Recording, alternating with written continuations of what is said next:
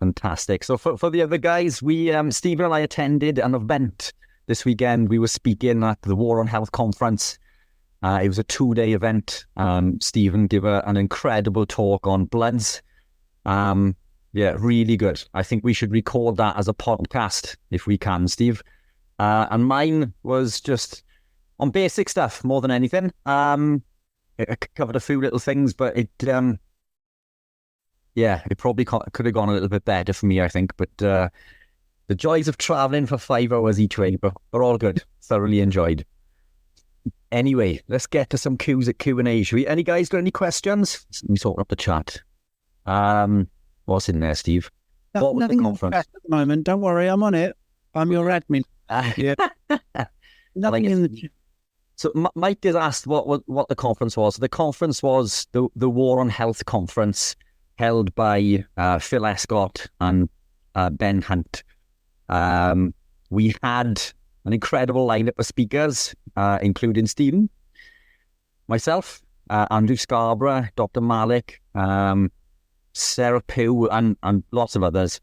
But it was a conference regarding what is wrong with the healthcare system, and how we can go about fixing it, I guess. And I guess partly educating people in regards to what we can do in order to spread the word further, because I think what we've all realised is that these changes are not going to come from the top down. Sorry, they're not going to come from the NHS or these big establishments. We need to do this from the ground up. So it's all about things like we are doing. Here, for example, it's all chatting, discussing, and exchanging pieces of knowledge and spreading that word as far and wide as we can. And it's that ripple effect, isn't it? Every time you help somebody else, then they go on and help somebody else, and so on and so forth. And I think that's how we're going to make a positive change moving forward. But it's not going to be easy, as you know.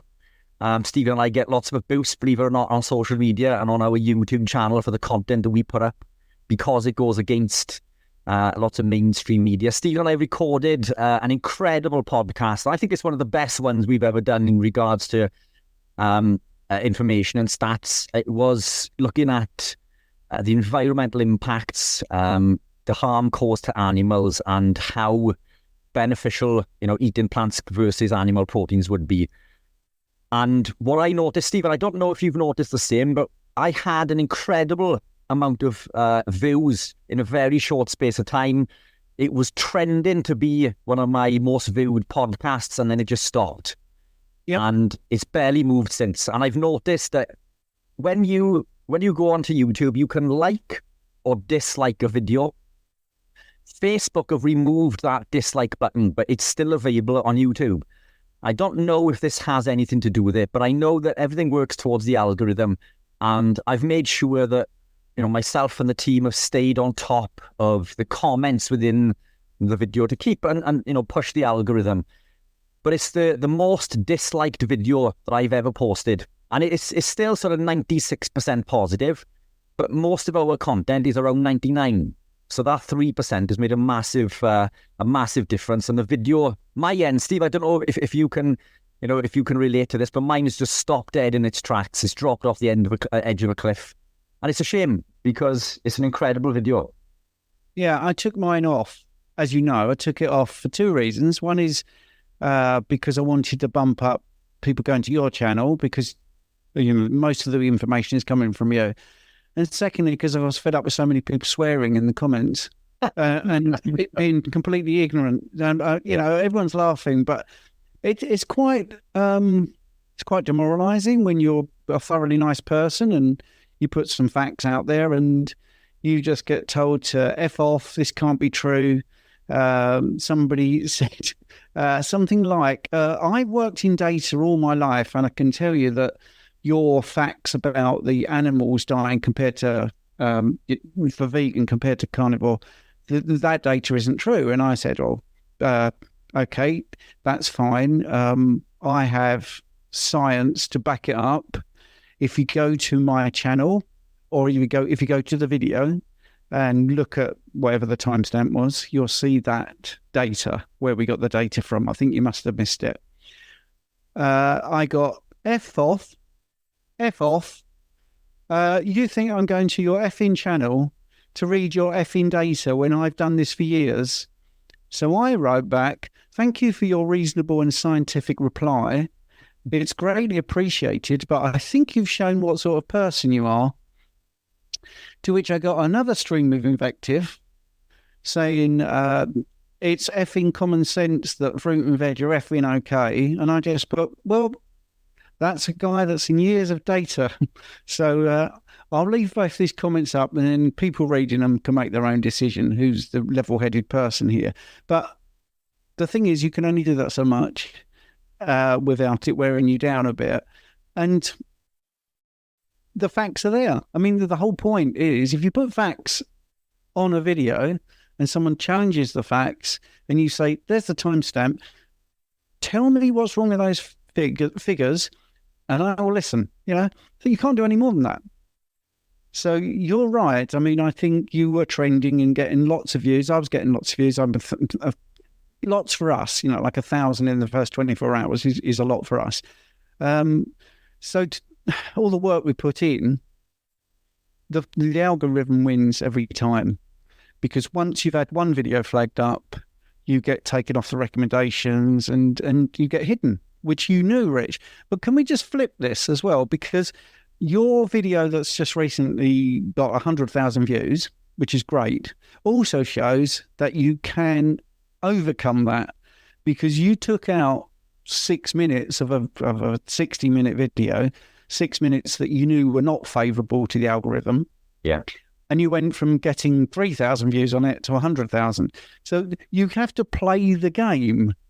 And the thing is, and I will definitely say this is true, the vegans, the cards are stacked in that favour, because the money behind YouTube, the money behind Google, ChatGPT, I did in my talk, how you can interrogate it and you can find out that it is programmed to lie to you. And that's that data is coming from Google, and it is coming from Alphabet, and all those people that are running the show. They are absolutely determined to not give you the data you need. I didn't do it in the talk, Rich, but I actually was talking on my live stream, which we normally do on a Sunday, and you couldn't because you were travelling yesterday. And I mentioned that I asked ChatGPT. I know I did a different point at the talk. How many plants are actually safe to eat across the world? As a number or a percentage. I don't mind. And the answer was 700,000, but the way they answered it was open to interpretation. So I said, thank you very much for the 700,000. Can I confirm you are categorically telling me that there are 700,000 plants on this planet I could walk out and eat safely? Now, the other thing they've got is they don't want to be sued. Right? So I worded it with the intention that their information would get them sued. And they suddenly said, well, actually, when you look at the 700,000, it isn't so much as 700,000. It's possibly about 200,000. So I interrogated it a bit more. And literally it came down to something like 97% of the world's plants are not safe. And but the average person wouldn't do that. They'd look at the answer and not be suspicious like we are, or inquisitive, whatever. I'm not saying we're brainy. We just are used to being lied to and knowing you have to ask another question. So the first person would go, 700,000 plants. Those two guys are talking out of their rear end. They would. Yeah. And I'd understand that they would think that, because ChatGPT, what's that got? It's got no vested interest, because it has. It has, many vested interests behind it. Netflix are owned by vegans. And that's why a lot of the content that you see on Netflix is pushed that way. I'm not saying that the content they put out is untrue, but I think it's heavily biased and weighted in that favour. Don't always believe stuff that you see on Netflix. And the interesting thing about this presentation that we did, Steve, is that the figures that we presented, they were only a fraction of... So basically, we've got all of these different studies to look at. And some of the studies we could have weighted in our favour because they showed that vegans kill way, way, way more animals than we actually said within that presentation. But we went for the studies that showed the lowest, which didn't account for lots of things like pesticide use. If you add in pesticide use, that figure of 20-something goes into like hundreds and thousands. But we wanted to be sensible, and we actually weighted it in favour of the vegan community. Everything was weighted towards the best information that was available for them to offer. And it still was 20 times higher based on a lion diet. I mean, very few people live lion, but even still, I think it equated to 5 animal deaths per year, from consuming foods the right way. But these people on the chat kept coming back, and they were saying about when most of the grain is used to feed cattle. You clearly haven't listened to the presentation, because we don't eat grain-fed cattle. The grain-fed cattle goes to McDonald's and wherever, but we eat grass-fed beef from the local farmer, and they seem to listen to what they want to hear. But I'll be honest, I was really disappointed. I thought that video was going to be one of our most viewed videos, but it's And I agree completely with what you say. It's easy to say not to be upset with comments, but I'm a shy person. I'm not confident.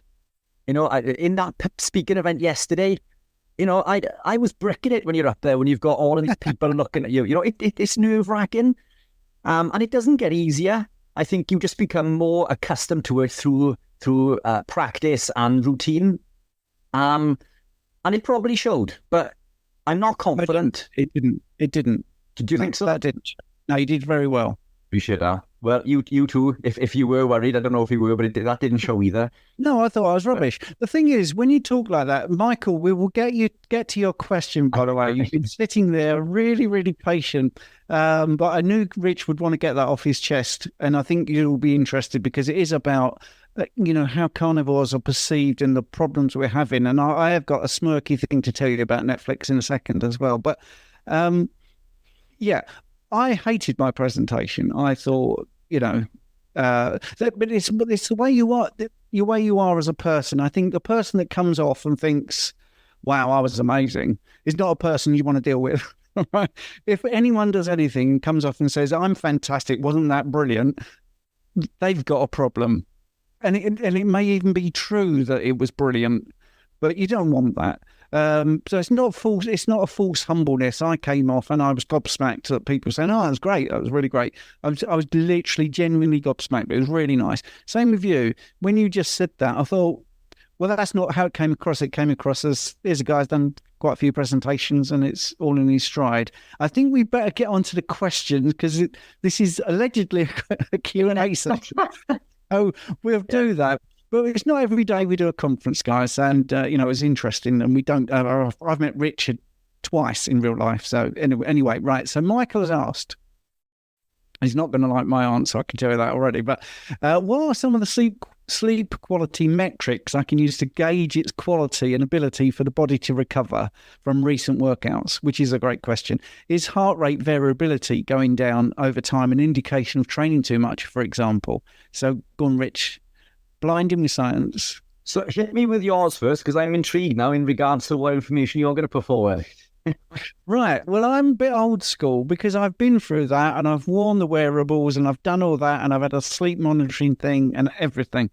And the best thing is how you feel. And I'm really sorry, Michael, that's not what you want to hear. You want to hear metrics and data, and I get that. And I was absolutely into all of that. Heart rate variability. I joined a huge data pool, did all that, wore a chest band, polar. So I want you to know I've done it, all right, and I've been really interested in it. But it didn't get me anywhere. It really didn't. What got me where I wanted to be was actually training and then taking note of how quick I recovered and what my mood was. I certainly don't believe in 8 hours of sleep. I don't believe in you have to eat 2 hours before bed. I think it's very individual to your body, and Rich and I are very different in, how late we will eat. If I eat late, that's no good for my sleep. If he eats late, he sleeps really well, which is partly why the metrics don't work if you just go by numbers, because if you look at the science and when's the ideal time to eat, when's the ideal time to train, when's the ideal time to go to sleep, using circadian rhythms and stuff like that, it's impossible to fit. I mean, both of us at the top of the screen, completely different results, doing the right things. So, firstly, don't buy into how much sleep you need. Work on how much sleep makes you feel refreshed. That's the first thing. So if you sleep 4 solid hours of REMs, well, the 4 cycles of sleep, which includes REM, so that in 4 hours you'd probably get 4 lots of that, and you don't get up to pee overnight, and you wake up at 6 o'clock and you could take on the world, then 4 hours of sleep work for you, and whatever you did the day before to get you to that 4 hours of brilliant sleep is probably worth noting. So I do think tracking what you did, how long you worked out for. I mean, I think nothing really beats just taking pictures of your food and doing a mood and food diary. So you do your food, write your mood down, and then tweaking it. I do think getting up without an alarm is a big thing. I never used an alarm clock. This might be because I'm deaf and don't hear it. You can get an alarm clock that's so loud and it actually vibrates and goes around, the bedside cabinet, which scares the bejeebus out of Jane. So we stopped that. I mean, literally, if I'm on my own in a hotel room, I would use that. But and you do get into a rhythm. So I'm always up 6 o'clock, maybe 5 to 6 in the morning, and I would probably say I've slept a really solid sort of 6-7 hours. As for recovery, that's based on how your body's responding. Again, visual, eyeballing it really. Heart rate variability. I've spoken too much. Let's get into Rich and a little bit of the sort of answers maybe Michael would prefer with a little bit more data behind it. So look, I agree with everything that you've just said. I think feel is very important. I'm heavily data driven, so I wear a Garmin, I track my heart rate variability, I track my resting heart rate, so on. I track every metric possible because I find the data incredibly useful to apply to real life situations and training, so on and so forth. But I must admit, sometimes when the data tells me that I haven't fully recovered are some of the times that I've achieved PBs in competition. So I think that the data needs to be taken with a pinch of salt. The data is sometimes conflicting. And the reason I say this, my Garmin tells me, based on my heart rate variability, my resting heart rate, my VO2 max, all the metrics that the Garmin and these other tools will measure, it tells me that my fastest estimated 5K is 23 minutes. Yet, it has recorded me running an 18-minute 5K. Now, the reason for this that I believe, I haven't confirmed this with Garmin, and I don't even know if they'd know the answer, but this is based on what Steve was talking about in the conference yesterday, a pool of results based on the average person. Now, the average person is carb-driven or carb-fueled. Well, I don't consume carbs, so I'm fueled by fat and ketones. I believe that the metrics that the Garmin are reading for me are saying that the 23 minutes is my best effort based on the average pool of carb people. But the reality is the ketones allow me to outperform that. So I believe that they give me more bang for my buck. So on that basis, I'm not actually as fit as it would appear to be. It's just I'm utilizing tools that nobody else is utilizing, which means that gives me confidence, because that means that if I continue to train, then my performance is going to increase. But to put this into perspective, a local runner to me runs a 15-minute 5K. He's the best local athlete. He's the one that wins all the local park runs and competitions. He did a post recently. He ran a half marathon in 1 hour, 29 minutes. And he did this big post saying, this is where it all started. Prior to this, I'd only been running for 5 or 6 years and running 5 to 10 Ks. And I took a step back and thought, well, I've only been running for 12 months and I've been running 5 to 10 Ks. And then when I stepped up to a half marathon, I ran a 1 hour 31. It's only 2 minutes, less than 2 minutes behind his time after he was running for 5 or 6 years. And then he went on to say that now he's been running for 19 years, I think it was. And I think, wow, that's 18 years advance on me. Plus, he's younger. He's like 30 something. So he's been running since he was a young boy. In a race recently, I was 3 minutes behind him on a 4.5 mile race, which may sound like a lot, but I was one of the top finishers within this race. So that gives me confidence. But my Garmin basically said that, I was fighting for my life, and it did feel that way, and I was going to die. And it probably felt that way as well. So to take these readings with a pinch of salt, but what I would say is consistent readings are going to be consistent to you. I do use HRV. I think that's an incredible tool. I do tend to listen to it if it does tell me that I shouldn't be training. But what I find the best thing to do with training is to train twice in one day, the same type of training, whether that's weights, running or cycling, whatever your sport is. 6 to 8 hours apart with a rest day in between. And what you'll find is all of these metrics should start to increase. And this is heavily backed. This is something I've been researching extensively. And this is something that I've implemented into my training. So now I'll run twice in one day, for example, and then I won't train the next day. Or I'll cycle twice in one day and I won't train the next day. So I'm still training the same volume, but I'm having that impact within that small window, which increases specific enzymes and pathways within the body. It allows the muscles and bones and tendons to recover, as well as the energy systems. It upregulates all of these energy systems. But it's the healing and repairing which is best for me. But I'm a big fan of HRV. Heart rate, I think, is really important. Resting heart rate is one of my best metrics. If I wake up and my heart rate is elevated, then I usually don't perform so well. From normal resting, it's usually a sign that I'm not well, even though I feel well in myself. So those for me are the best metrics. It's a shame that we couldn't measure in more detail maybe inflammation on a daily basis, because I think that would probably give us a better indication. Some of the metrics that Steve was saying yesterday, and this is what the pro athletes have got access to, isn't it? But for us, so Michael, yeah, HRV, I'm a big fan. Resting heart rate is the next biggest one for me. But as Steve said, I think listen to your body. If your HRV is telling you not to train, but you feel good and you're not hurting, and you've got time, then sometimes, the key to success is just by doing things. I'm training with a guy at the moment, Mikey Davis, one of the top athletes in triathlon in the UK, and he said to me, he puts me through my paces. His zone 2 work is my zone 5. But I stick with him. I run with him, and I there's no distance between us, and I'm fighting for my life to stick with him. And every time I go, I know that it's going to hurt. But he said, all you've got to do is turn up. All you've got to do is turn up. He said, you just turn up and you'll do the work regardless. And I think that's really important. Just being consistent and putting that work in is the key to success, and remaining injury-free. And I've noticed that injuries can put you out of action for months. So those are the things that I tend to look at.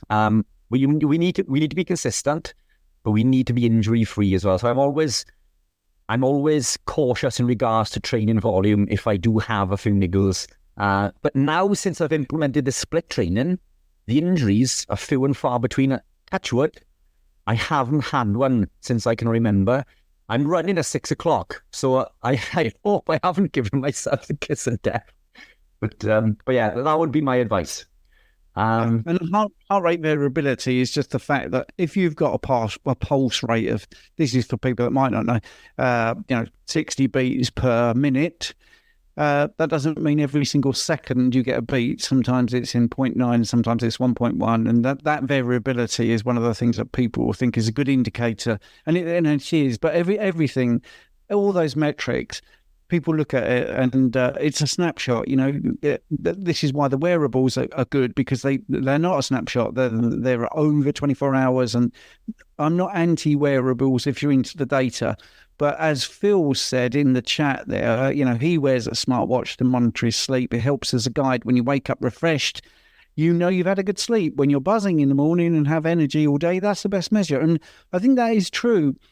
Going back to the bloods, you can have a number on the bloods, and I've had this over 15 years, thousands of people taking blood tests. My uric acid is really high. Why haven't I got gout? Like, you've read that high uric acid means you could have gout. Well, it's rubbish, because I'll have someone in tomorrow morning with low uric acid and terrible gout. So all these things, they are just guides. They're just sort of averages. They're just sort of things that people have discovered. There's always an outliner. There's always reasons for, like high blood pressure. One of the things about alleged high blood pressure is, in the old days, before the pharmaceutical companies were actually funding the medical textbooks, you used to get proper blood pressure readings and guides. So as you get older, your blood pressure should go up. Not high, it should go up, because your arteries are less elastic. So someone in their 60s, for instance, it's not going to be 120/80. That's absolute rubbish. That is not set by anything medical. That's set by the insurance companies to increase premiums. It really is that simple. And that's true. That's all fact. I can give you the date-related blood pressure readings, what they should be, and you'll be surprised. I mean, something like when you're 60, it's something like 149/109 or something. And the top and bottom number, the systolic number, the difference needs to be 40, because that's your pulse pressure, and that's a better thing. So anyway, right, loads of different things we could talk about. But we have a question from Mike. Anyway, hopefully that answered that question about sleep, but I think it did. But anyway, And it was a good answer. Yeah, there was nothing that you said that I didn't expect. Oh, excellent! We're in, Rich. We were predictable. No, it's good. Did either of you? This is Mike Buckley. Did either of you see Dr. Chafee's most recent debate with the vegans? If so, any thoughts? It seemed the only valid argument the vegans had was from an ethical point of view. I've not seen it. So I don't have thoughts on that particular video, but I have thoughts on the valid argument that the vegans had from an ethical point of view, and it isn't a valid argument. So really, you need to see Richard's video, and I've just literally done this comment where somebody was saying that the bees in this hive are playing. Right, so they've a really ethical study about insects and how they like to have fun. Right, so and it's put in the comments that they used tweezers, but they didn't pick the bees up with the tweezers. They let the bees walk onto the tweezers, and then they put them into this arena, and they had the circadian rhythms. And so they treated these bees wonderfully. That's the point. And they had these round balls in the nest, and they watched these bees, and they looked like they were throwing the balls. And it was like, look at these bees. They're wonderful. They're really having fun.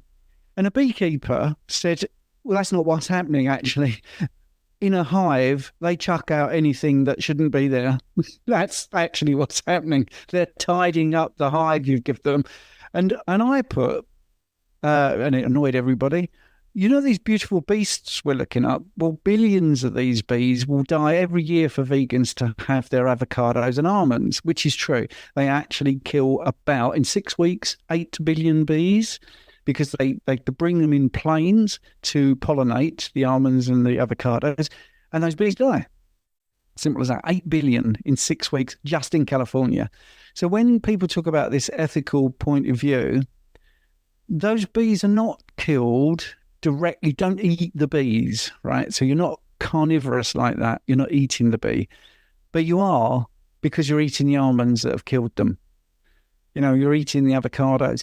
So Rich did this brilliant thing about how many animals die. We just spoke about that. There is no ethical point of view that you can say backs up the vegans, because they kill more animals to live. I mean, that's the facts. And it is a sad fact for the vegans that they don't want to even address, because if they did address it, maybe these things wouldn't happen and they would actually save animals. But they'd have to admit that animals are dying for their food. So by being pig-headed, which is really what they're being, they're killing more animals. It's a circular thing. They just can't admit it. But they are the facts.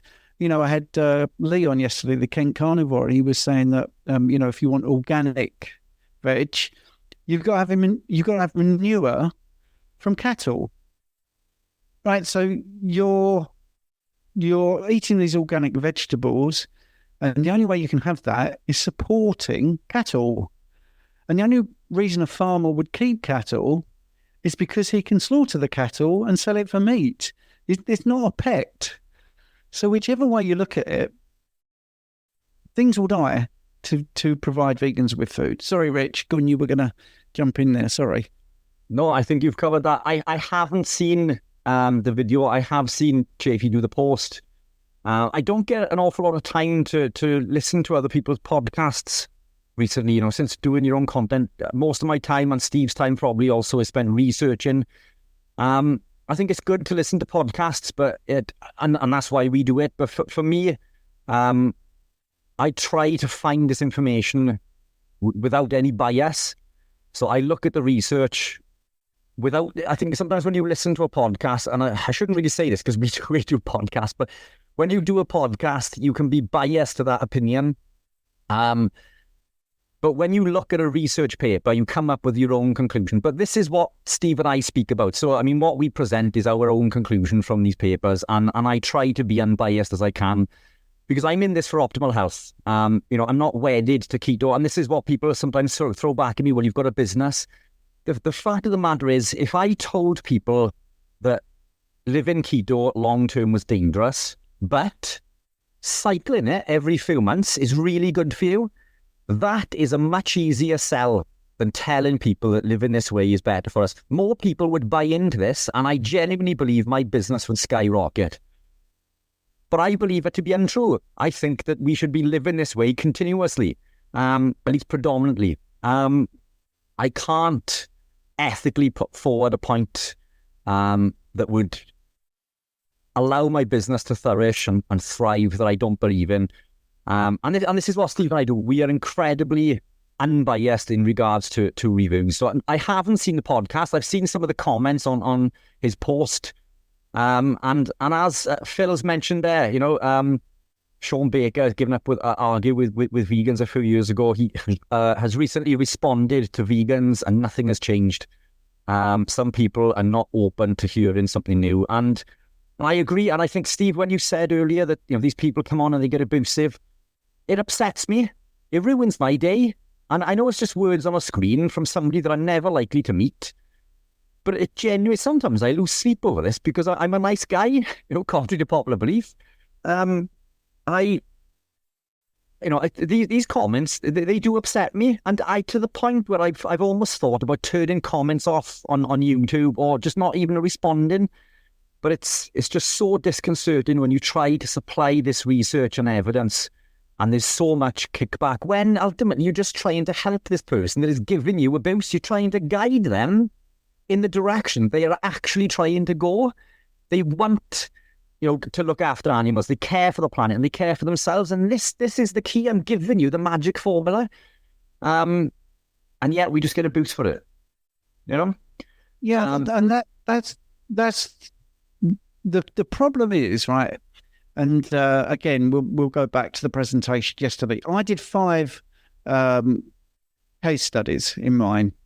5 case studies that were life changing from what we are doing, from the information we are giving out.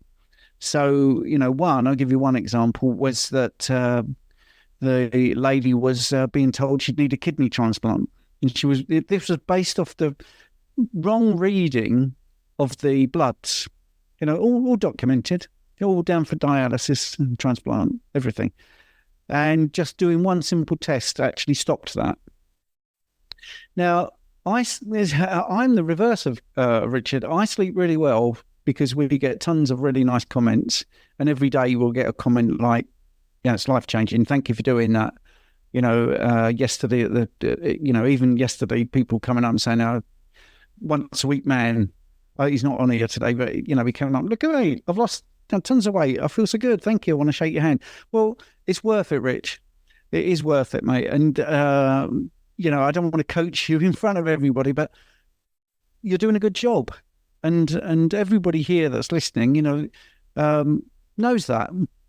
And there are keyboard warriors out there that haven't got a clue, and they never have. If you keep polite and offer them the chance to prove what they're saying, and they still, the thing is, then you leave the comments up and people can make their own decision. And that, I actually write that. I'm leaving your comment up. I never delete comments because people can look at your comment and my comment and make their own mind up.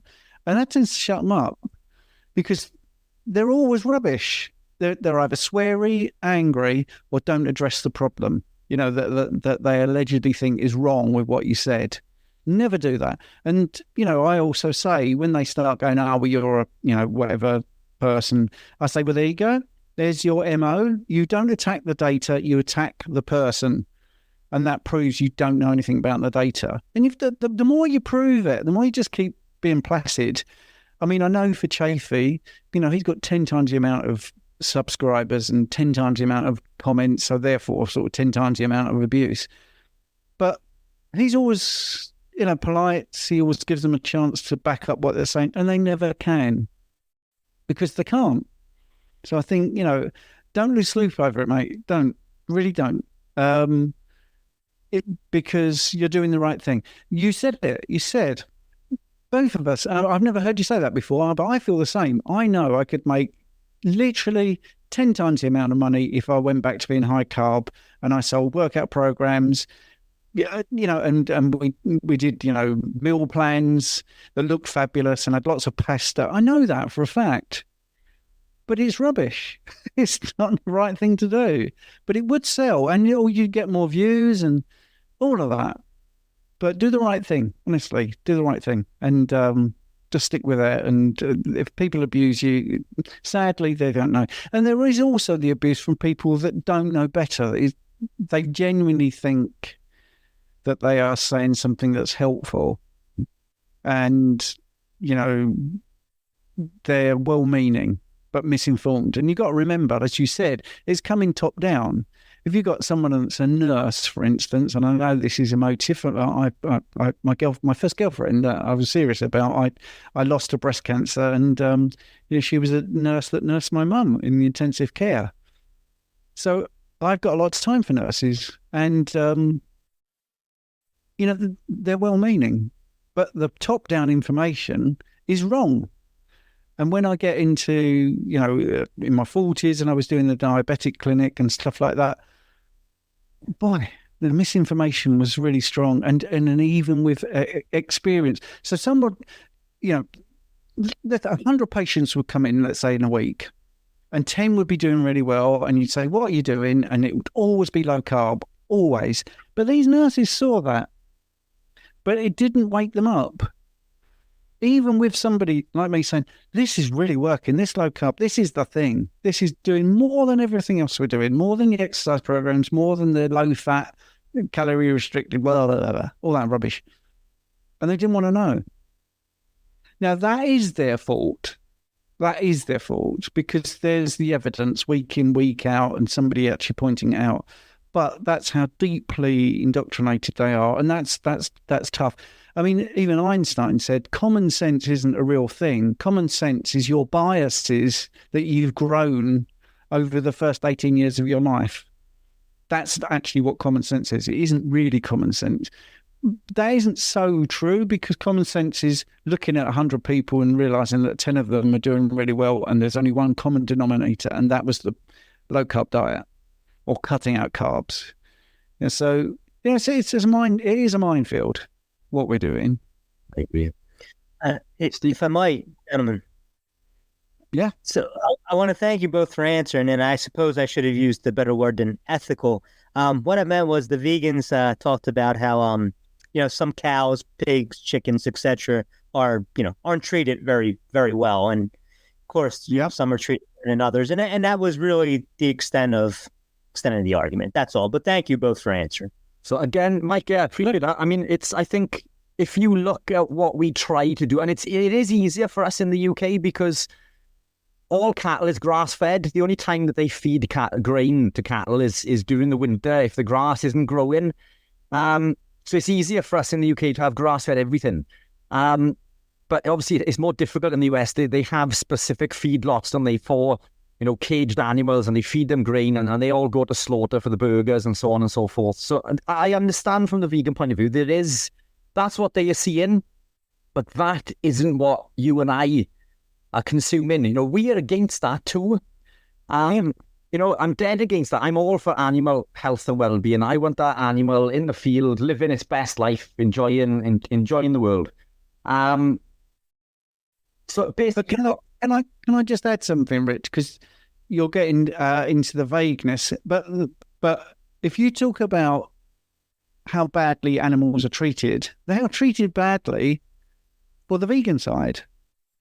To grow the crops, yeah. To grow the crops, they're trapped. They're poisoned. Yeah. The pesticides. It says this will kill these animals, so they are treated badly because they innocently land on a plant and they have a chemical that, when they fly off, kills them. So, but vegans can't seem to get that. Yes, and I've seen awful things, very bad treatment of chickens and very bad treatment of cows at the hands of, in the slaughterhouses and stuff like that. I've seen all that footage, and that is atrocious. But no one's condoning that. I mean, there is nobody in this room that would say that's fair enough. It's only a cow. I don't think anyone would think that. But the way the vegans are killing animals is sanitized. But there's no footage, and I've looked, of what does glyphosate do to a bee. I've never seen that because there is no footage. You could do that at home, but I don't want to do that. But I tell you what, the worms that get the glyphosate into them, they have a horrific death. And I've read what actually happens to worms, but you can't get a video of it. Yeah. But if you could do the same thing, like, look at this. This is what happens to a worm when it has a pesticide. You could do a montage that would make vegans cry, because the pesticides are absolutely an abomination. Really, what they do is horrendous, and they do that to mice, and they do it to voles, and they do it to rabbits, and they do it, they do it to cute animals as well as bugs and stuff like that. So, Steve. Yeah, sorry. Anyway, yeah. Really quickly, I've got 4 to 5 minutes. Phil put his hand up. I think Phil has a question. Phil, have you got anything you want to check in? No? All right, okay. Thank you so much for listening to my podcast. I hope you enjoyed it. Your support means the absolute world to me, and if you're enjoying this show, I've got a small favour to ask you. I'd be incredibly grateful if you would consider becoming a supporter and make a small monthly donation. Your contribution will really help to improve the show. I'll be able to improve the software, maybe put a few more episodes out, and do many things that I'm hoping to do in the future. Do them a lot quicker. So, it's a small monthly contribution. You can cancel at any time, and the link is in the show notes. Thanks very much for listening.